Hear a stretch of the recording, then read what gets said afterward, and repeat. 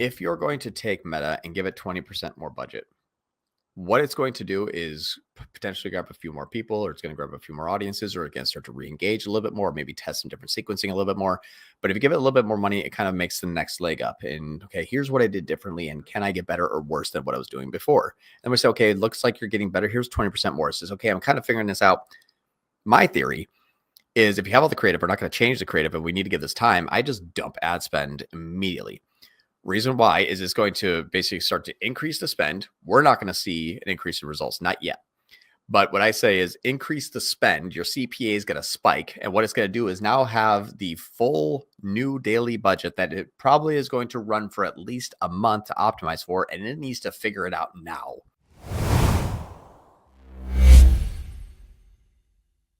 This is simply a quick test. On the first of the month here, there is a campaign here that had the new pieces of creative added to it.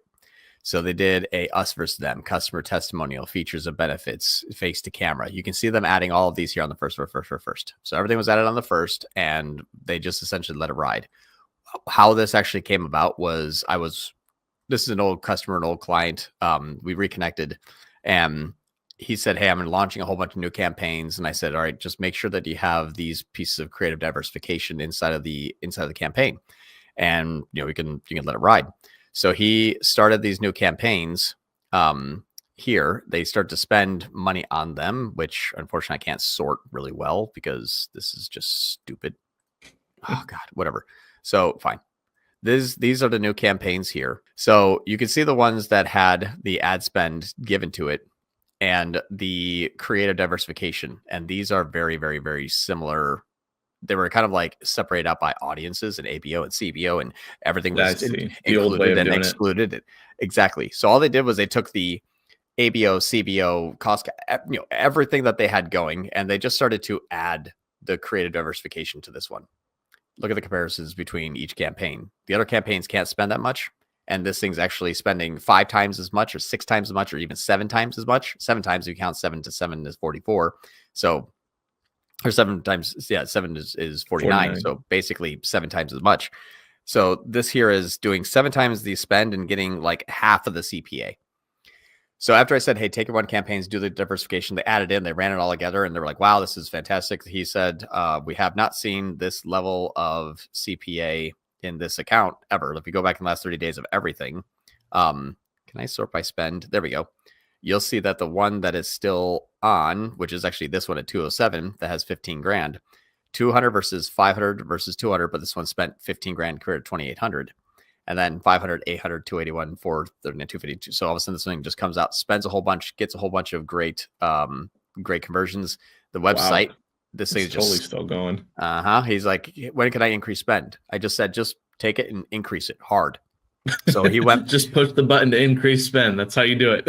I have a theory, and this is my testing theory. So check this out. This is different. And I have a reason why. So he went from $600 a day to $2,200, $2,300 a day in one day. And this thing went basically from like flat to all of a sudden and ramped up. So our yesterday, as an example, compared to the previous period, not last month, yesterday compared to the previous period, this thing is now down to 122 and still spending the same daily budget on it. And now is getting, 110 increase in just standard website purchases. So this is increasing a lot. Now, here's the reason why I think this type of increase works well. A 428% increase. CPA went from 170 to 238. Yes, and then you're going to see that start to kind of like normalize, but then you're looking at at something that kind of evened out after the increase was done.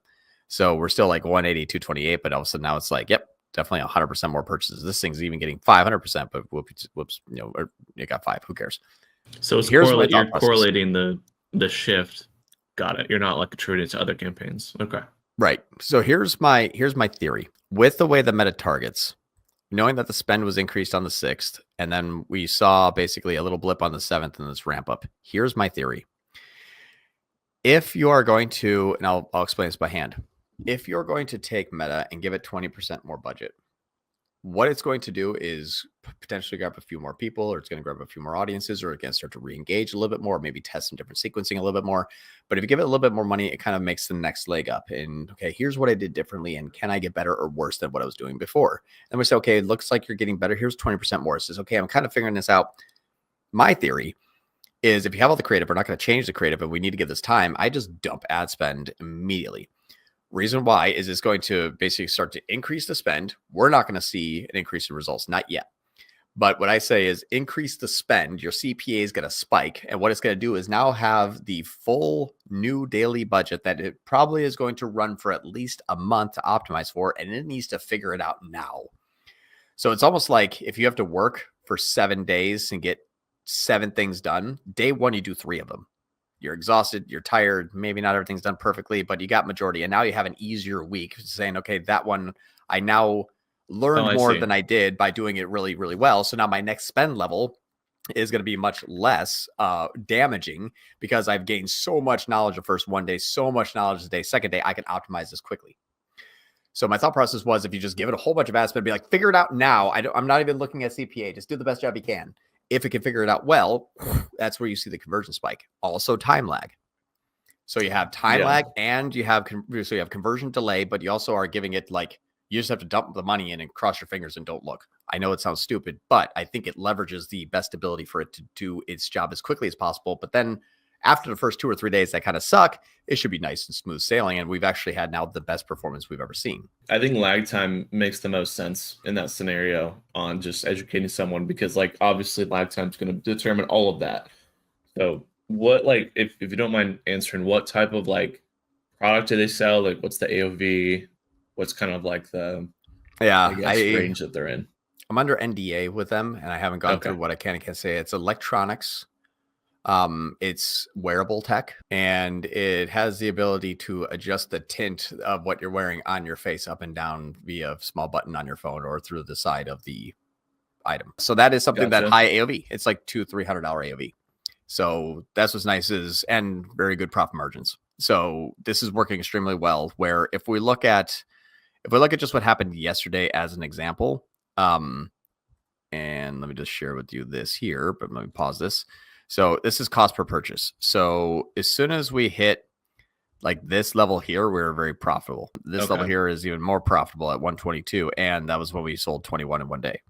Gotcha. So basically we went from pretty good, kind of break even. All right, better, profitable. Woohoo! And all we had to do is just increase the ad spend 4 days ago. Gotcha. And then just hold. I literally have spent 26 down to 25, but I went from 10 to 21.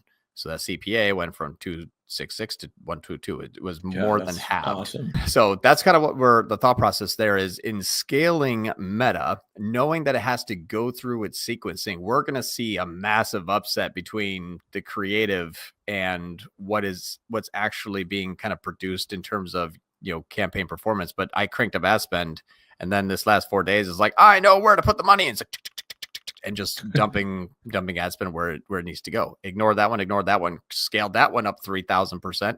This one looks like it went haywire and shit the bed on CPA. Don't care. I don't look at things like that. Are you doing better each day? Yes. Okay, then you win. So that's kind of the thought process. So we went over a few things. One is creative diversification the wrong way. Too many types, one wins. What happens when you add creative to an existing one like this? Things beat everything else in the campaign. It probably starts to steal from other campaigns as well. That becomes kind of like your consolidated campaign. Remember, Meta wants to consolidate. Now, what happens if you just start off on the right foot? You have all the pieces of creative diversification. You run it for a few weeks and you have a sale and you see what worked and what didn't. Lo and behold, almost everything in that campaign did. Even the one that was the worst became one of the best. You don't really see that. So like last week when I was talking about the on how as soon as they convert through that text message, my in-platform CPA tanks. Same thing here. We have to go through the time lag. It is conversion by conversion time, unfortunately. So Meta's like last click, a cash basis. Google can be like first click accrual basis. So you're even measuring them differently and how they report it differently. You have data driven inside of Google, but you have last click inside of Meta.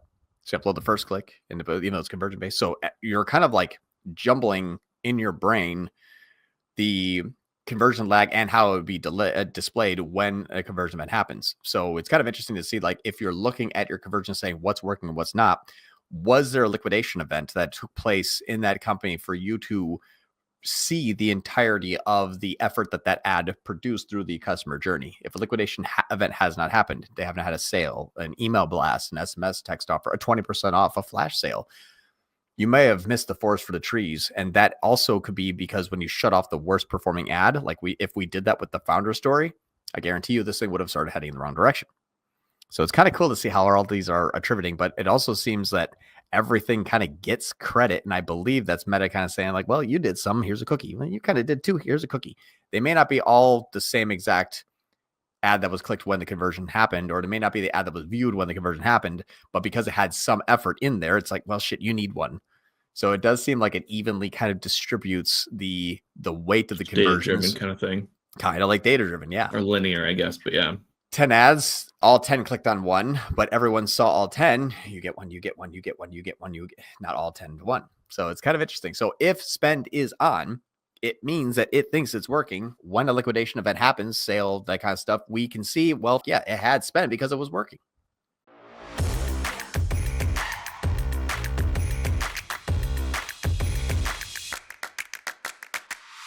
Hey, if you like this video, we have a Skool Community where we have a few hundred members and we cover topics, everything from the basics to all the way to the like hyper crazy advanced stuff that's like coming out next month. So a few hundred members there. We go live twice a week, something with an hour-long education about something that is very relevant to the community that week, plus a weekly Q&A where you just get to come and bring us all of your problems and we solve them one at a time. So I have a link below in the description if you want to join. And then obviously if you have any questions, feel free to reach out and we can answer those for you. And we'll see you in there.